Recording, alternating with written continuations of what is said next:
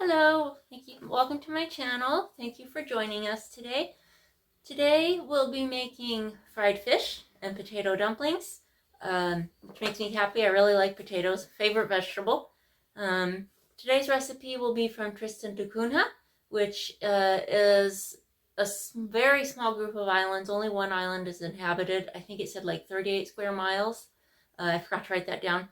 Anyway, it's known as the most remote island in the world.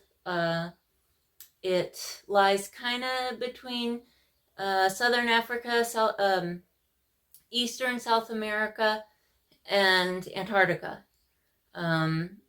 There's no way to get to it other than a boat from South Africa, and it takes 6 days to get to it. I could not find actually any digital copies of any recipes from Tristan da Cunha, but I was able to find a recipe book, and I'll link to the website where I was able to find that. It's their official tourist department. But I just want to tell you how remote this is. So I ordered it in, I think, February, March, and about a month later I asked, well, when is my book going to be here? And she said, the person with whom I was corresponding said their mail wasn't going to be able to go out until May. So that's just how remote and isolated it is. The island is a British overseas territory. However, it was discovered by the Portuguese in 1506 by Captain Tristan da Cunha. Hopefully I pronounced that correctly. It was uninhabited. However, it wasn't settled until a few centuries later in the early 19th century. And at that point, the British claimed it. It's very, very interesting. I would suggest reading about it on Wikipedia. And then as of 2018, it has a population of 250. I don't know if it's changed or not. I watched a video with an interview from a man in Tristan da Cunha. If I can find that again, I'll make sure I link to it in the description box. But as I will mention later, the biggest crop, of course, is potatoes. But the crops are communally harvested, which I thought was interesting. However, it does say that each person owns their own cow. So enough, let's get started. And for the potato dumplings, we use, it calls for 400 grams of potatoes. I did a converter, and that's basically 0.88 pounds. Tristan da Cunha, it's pretty much just sustainability farming, or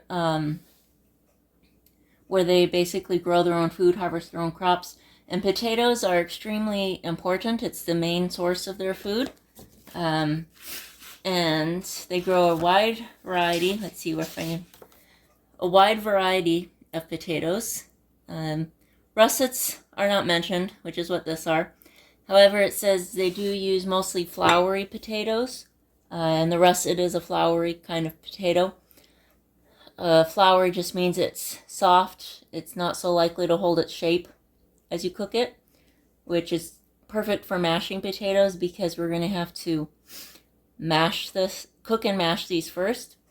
And then calls also for 1 2/3 cups of flour. This is all-purpose Bob's Red Mill gluten-free flour, and you may need more or less flour.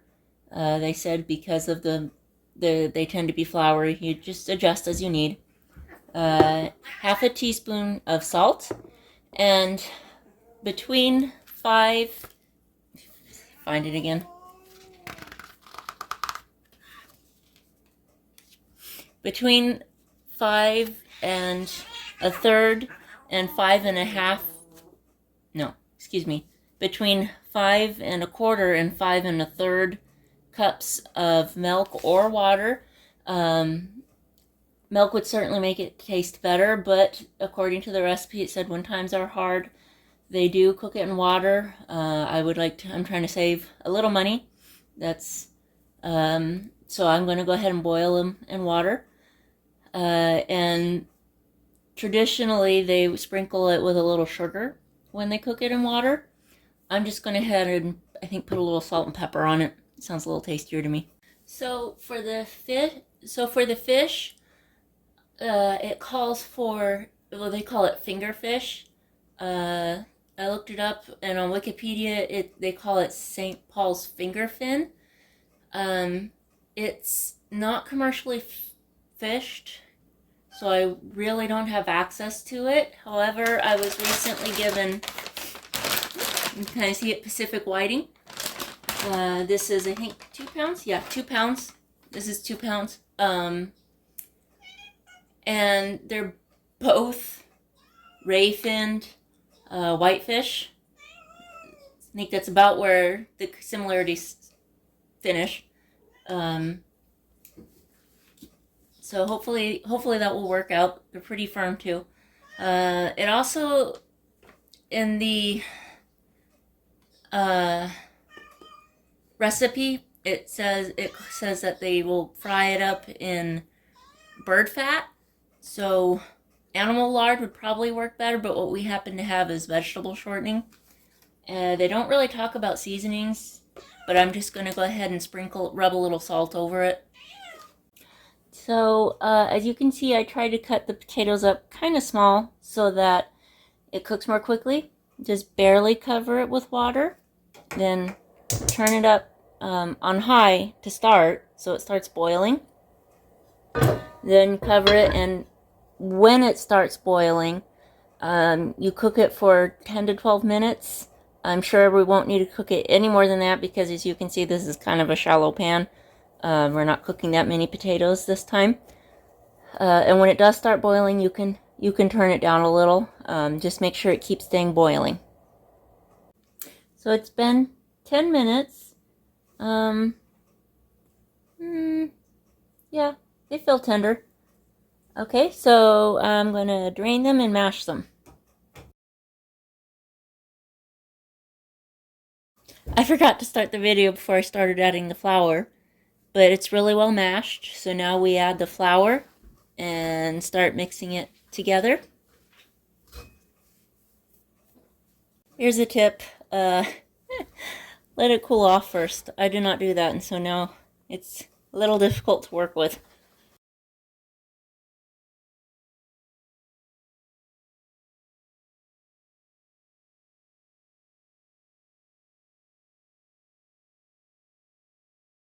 So as you can see, I went ahead and moved it over to the counter, as it was getting a little difficult to work in the pan. That looks pretty much like dough, so I'm going to go ahead and not add any more flour, because I don't want it to get too dry and crumbly.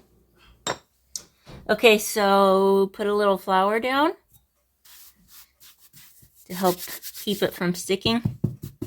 And as you need to add more flour, go ahead and add some flour to your rolling pin as well. Be liberal with it.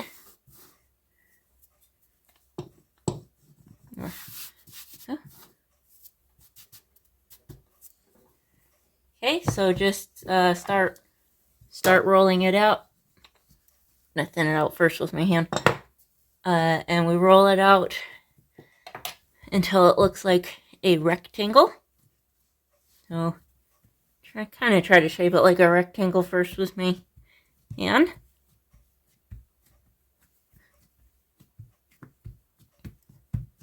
And we roll it out. It's a 1/2 centimeter, which, again, I converted, I'm American, between 1/8 and 1/4 of an inch thick.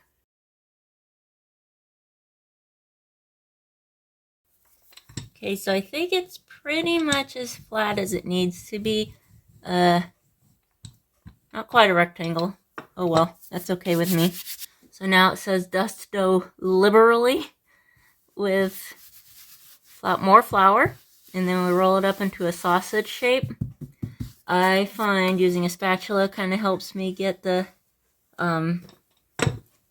dough off of the off of the counter. So that's what I'm starting with. And then roll it up here. Whoop, whoop, whoop. Probably because it's gluten-free flour, it's not quite as elastic. Okay. And I have a sausage shape there. There we go. Squeezing it back into place.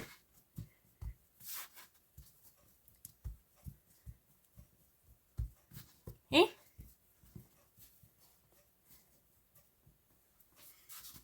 Okay, so now we're supposed to cut the strips about a centimeter wide. Or the roll, I mean.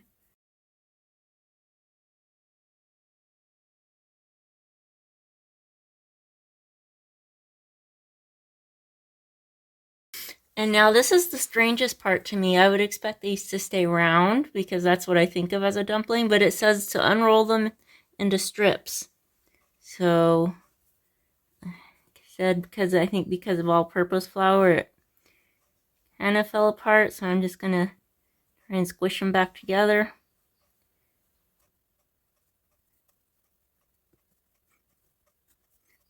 So we'll start the pan out on high until to bring the milk or the water to a boil, and it says to cook the dumplings for about 30 minutes. That seems awfully long to me, but we'll see how it goes.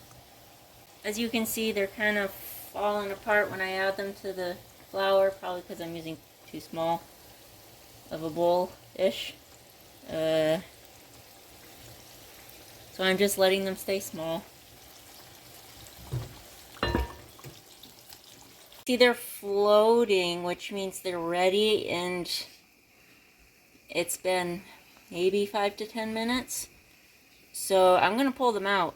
I don't think it's gonna take 30 minutes. The fish is actually fried over an open fire. Certainly you could use your stovetop. But my mom, it's just the very end of September, so the weather's still good actually for cooking outside. We have a grill that's big enough that we are going to create. My mom is going to help me make actually like a campfire. You could dig a hole in your yard if you wish, but we're going to use the easy way, use the big grill or barbecue. And you have to build up coals. Well, and then it takes about 30 minutes to get the fire to build into enough coals. You don't want to use anything other than a cast iron pan for cooking right on fire, or I mean on an open fire. You could set it right on the coals. You could put a little grate over it. We're going to go ahead and set it right on the coals. They won't damage the cast iron, but it would damage other pans. So it's right on the coals. As you can tell, it's starting to bubble. We're going to go ahead and put the lid down to help it cook better. And about 10 minutes. Yeah, about 10 minutes should do well. And I want to thank my mom again for building the fire for me. So it's been probably more like 13 to 14 minutes. I will say, because we had the lid on, since the coals are kind of extra low and we didn't squish it around, we didn't flip the fish. If you have like an actual fire pit and you can squish the coals around it, that might be better to flip the fish. Anyway, so let's go ahead and get it off the coals here. So now let's go ahead and try this out and see what it looks like. Try the fish.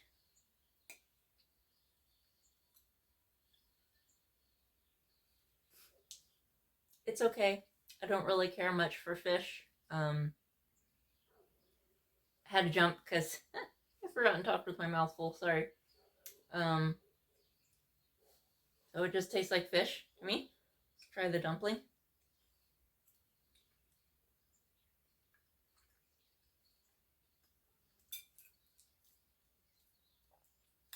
Not bad. bad, a little disappointing. Probably could have cooked it just a little bit longer because I was forgetting, like I said earlier, oh, it's floating. That means it's done because that's what I did when I cooked ravioli. But then you cook ravioli again when you for a few more minutes at least when it's in your sauce. So if you're making it, maybe a few more minutes. But it's not bad. I would probably like it a little better if maybe I don't know, it was in with a sauce or something. I've always said I haven't found a way. I don't like potatoes, and this is, I have to say, perhaps the least interesting way I've ever had them. But they're not bad. Salt and pepper. I might put on a little more salt and pepper. So, like I said, I will link to, if you're interested in it, the website where I bought the physical copy. It's just, hold on, just a minute, I forgot to grab the book. Okay, so here it is. This is the recipe pamphlet, really. Pretty thin. However, it really wasn't a bad price. It was $12. I enjoyed that. I purchased it. I think it was about $12. And it had a lot more recipes than I had anticipated that it would, actually. And it has a few different factoids, too, about the island and their history. So, if you're interested, I wouldn't say it's a waste of your money, especially if you like trying food from other countries. So, again, if you try it out, let me know what you think, please. Until then, have a good rest of your day or night.